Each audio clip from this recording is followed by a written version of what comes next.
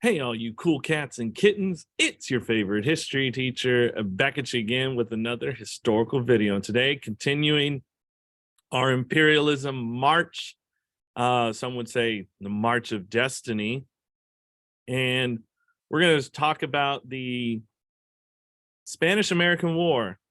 However brief, we got some land. So let me share my screen. And let's get into the business. All right. So continuing on our imperialism chapter, becoming a world power, the Spanish-American War, chapter 4, lesson 2. That was your warm-up. Objectives, we're going to list the events that led to the Spanish-American War and locate on a map the new possessions America gained following the war, because we did gain possessions. All right, so a failed revolution. So Cuba, if you recall, was one of Spain's oldest colonies. It produced sugarcane, which proved to be very profitable for Spain. Spain abolished slavery in 1886, but until then, 1/3 of Cuba's population was enslaved. In 1868, rebels declared independence from Spain, launching a guerrilla war against the Spanish. Lacking internal support, the rebellion fell apart by 1878. Many Cubans will flee to the United States to start another revolution. And one such man was named Jose Marti, one of the exiled leaders who organized the exiled Cubans in America. By the early 1890s, the U.S. had close ties with Cuba economically.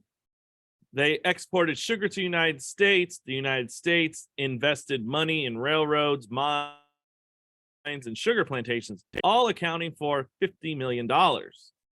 But the crisis of 1894 occurred, and because of tariffs on sugar, it's really going to devastate really bad the Cuban economy. That's Jose Marti. 2 Cubas? With Cuba in crisis, Marti launches a new rebellion in 1895. However, Marti will die in a subsequent battle returning to Cuba. But revolutionaries stayed the pace and seized the eastern half of Cuba, declared independence, and formally established the Republic of Cuba in 1895.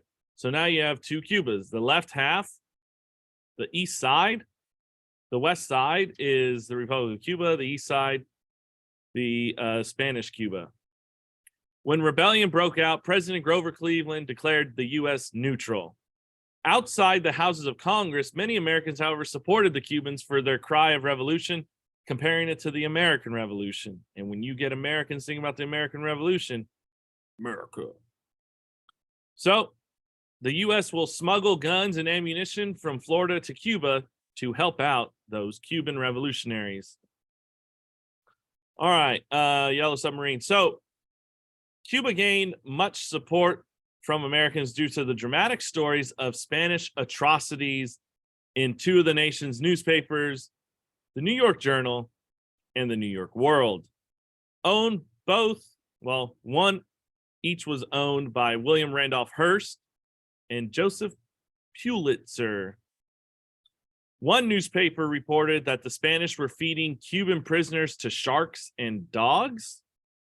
Others reported that there was, quote, blood on the roadsides, blood in the fields, blood on the doorsteps, blood. So these exaggerated stories led Americans to believe that the Spanish were horrible, therefore attracting readers, making money, selling paper copies.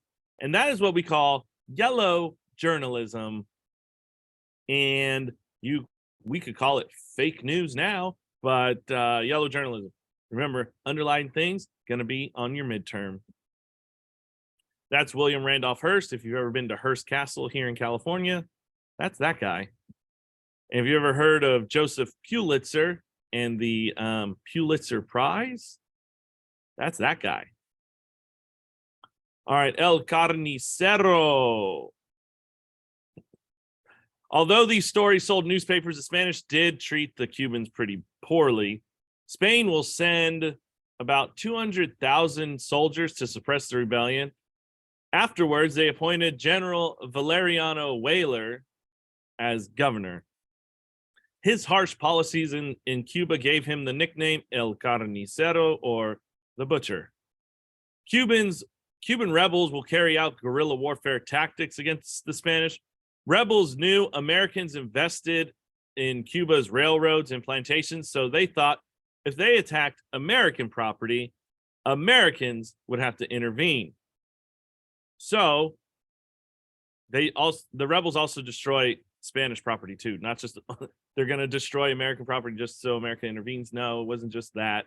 They also destroyed the Spanish property. So to prevent the villagers from joining the rebels, the Spanish will herd thousands into reconcentration camps where tens of thousands of men, women, and children will die due to starvation. That's General Valeriano Weyler.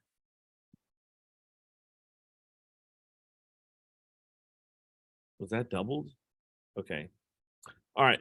Negotiating gone bad.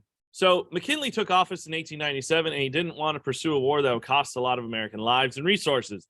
So he asked the Spanish nicely if there was a way for them to negotiate a peace agreement. He said if the war didn't end soon, the U.S. might have to intervene. The Spanish government removed Weyler from power and gave them autonomy as long as they stayed a part of the Spanish Empire.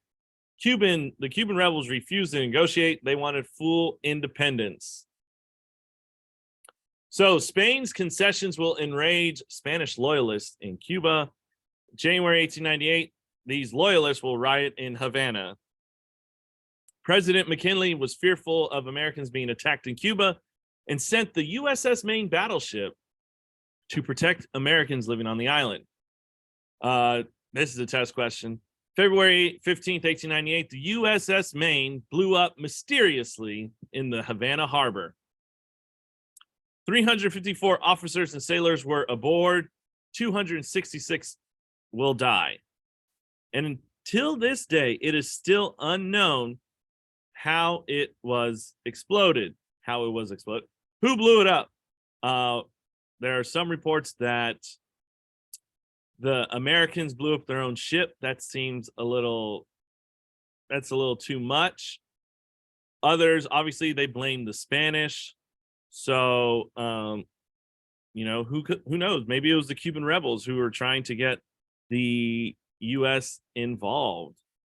So remember, the Maine became the main battle cry for support of the war. So that's the USS Maine. And that's the aftermath.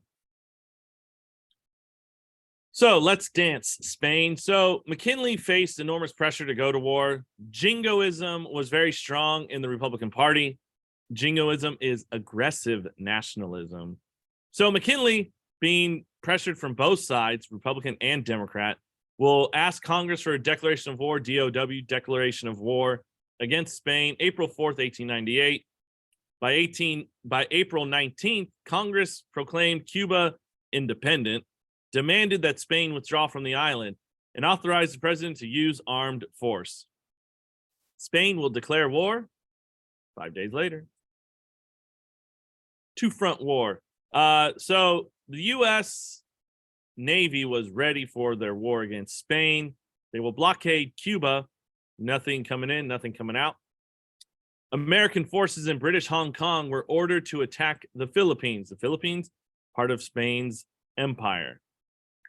The reason they attacked the Philippines was to prevent Spain from attacking the west coast of the United States. Now that might seem a little far-fetched. I mean, if Spain sent 200,000 Spanish soldiers to Cuba, who's to say how many were located in Spain or else across the world? So to prevent that from happening, we attacked the Philippines. May 1st, 1898, the Navy attacked Manila Bay, the Battle of Manila Bay. It was a quick victory. It was over in a day. And it caught McKinley by surprise. He wasn't sure that the island was ready.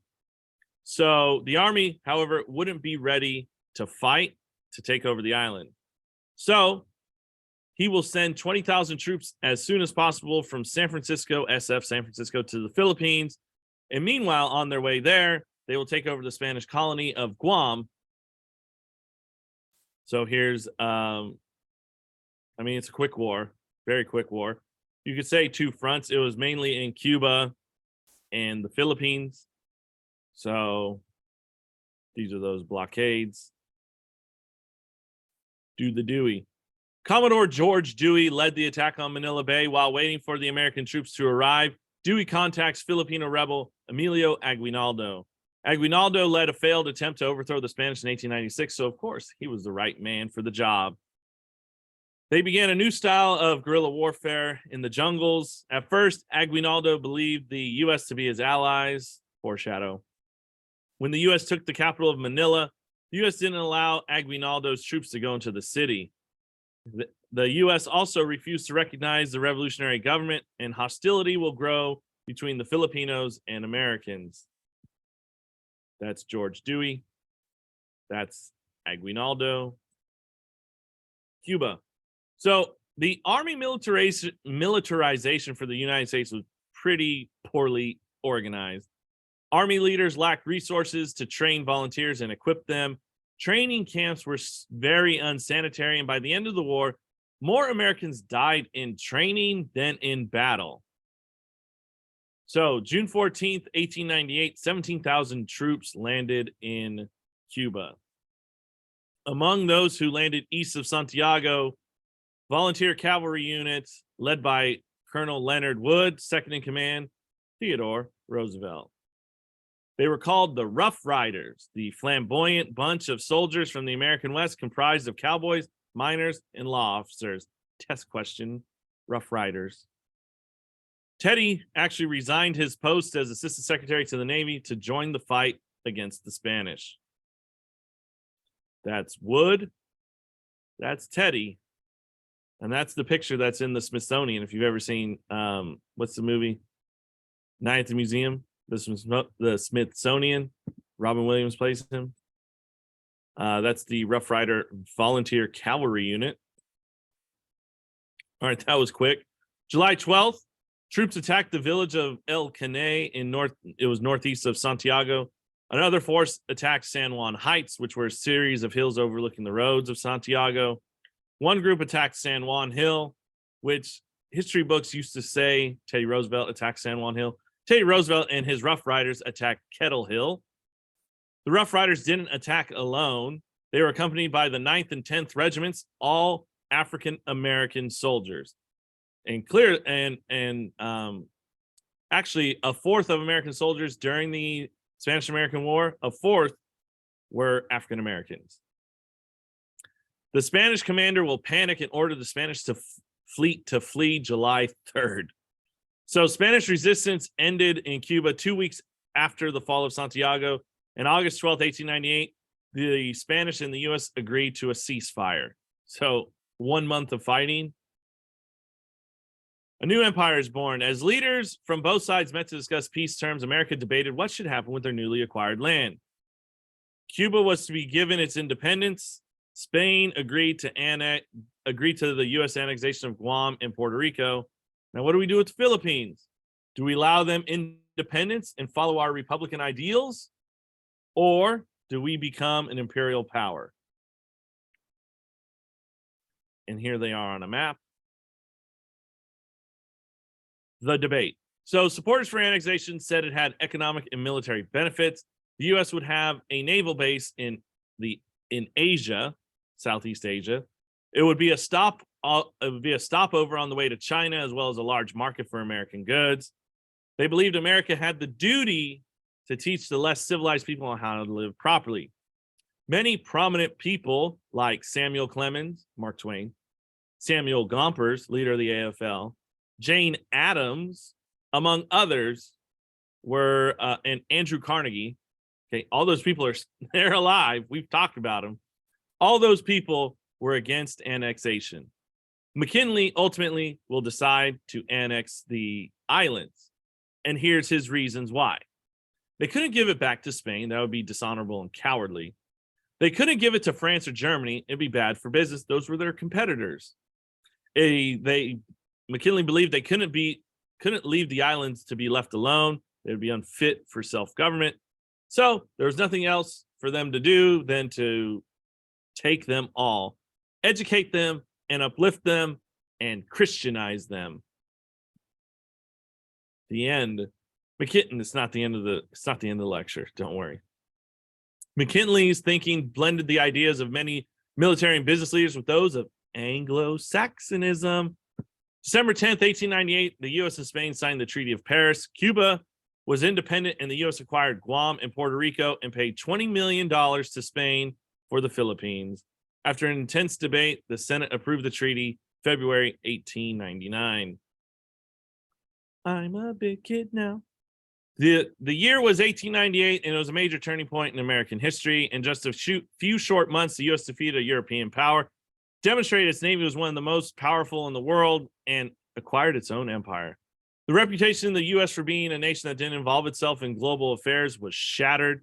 Increasingly, the world's other great powers had to take American perspectives and policies into account. And in the years ahead, the U.S. would find itself drawn into issues and events thousands of miles away from its own shores. So by 1898, the U.S. had become a world power. So, Cuban question. The U.S. established a military government in place in Cuba. To ensure independence, they had to ensure Cuba remained tied to the U.S. So there's something called the Platt Amendment, and that's going to make Cuba an American protectorate until it was repealed in 1934. And part of the Platt Amendment is Cuba couldn't make another treaty with another country that would weaken their independence, like Spain.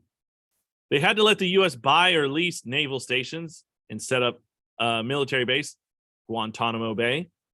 They had to keep foreign debts low so no one could invade and demand that their money be repaid. And they had to give the U.S. the right to intervene and protect independence and order. Puerto Rico. So how do we govern Puerto Rico? Like, where is this place? So in 1900, Congress passed the Foraker Act. It made Puerto Rico an unincorporated territory, meaning Puerto Ricans are not U.S. citizens and they had no constitutional acts. Congress could also pass any laws it wanted for the island. In 1917, Puerto Ricans were now new citizens of the United States. 30 years later, they were able to elect their own governor because before 1947, the president appointed who was the governor of Puerto Rico. So the debate over if they will become a state or an independent country continues to this day. And then we have the Philippines. You mad, bro? So Aguinaldo called American annexation of his homeland violent and aggressive seizure. He will order his troops to attack American soldiers in the Philippines. Remember, we got aid and we gave aid and intelligence, or we got intelligence from Aguinaldo to help defeat the Spanish. And now that we've taken over his homeland, he tells his people to attack us. And rightfully so. So to combat the Filipino guerrillas, General Arthur MacArthur, that name comes up, set up reconcentration camps just like Spain had done once before. U.S. civilian governor William Howard Taft, not president yet, tried to win the Filipinos over by improving their infrastructure, building railroads, hospitals, schools, infrastructure. In March 1901, they captured Aguinaldo and made them accept America's annexation and forced the guerrillas to surrender. And by the summer of 1902, war or rebellion in the Philippines was officially over. So the economic benefits. In 1897, the year before the war, the U.S. had roughly $700 million invested in business ventures overseas. By 1904, they had invested over $2.5 billion. The war made Cuba safe again, and American investment in sugar plantations and mining surged. Hawaii, remember Hawaii? Hawaii was now an American territory, and companies there no longer had to pay tariffs to ship goods to the United States. Thank you, Sanford Dole. Puerto Rico was in a similar position. American investors revived the island's sugar industry and expanded its tobacco industry. And American investments in the Philippines helped build railroads, mines, and expand its sugar industry as well. But there's a cost. All of these previous benefits came at a cost. Together with the war with Spain and the rebellion in the Philippines, it cost about $400 million. 5,400 men died in the war with Spain. Remember, most of those were due to deaths during training. Another 4,200 will die in the Philippines. The war led to a steady increase in naval spending from $64 million in 1899 to $135 million by 1912. That's a lot of money. That's more than a 200% increase. This spending helped stimulate parts of the economy related to shipbuilding, although it diverted money away from investments in other areas. But as a new world power with its far-flung bases and territories, the U.S. will now need a larger naval force to protect its power and safeguard its interests. And that is it. Yeah, it was a little bit longer. I'm sorry. It was a little bit longer, but hopefully you guys did enjoy that. That's the Spanish-American War. It happened like that.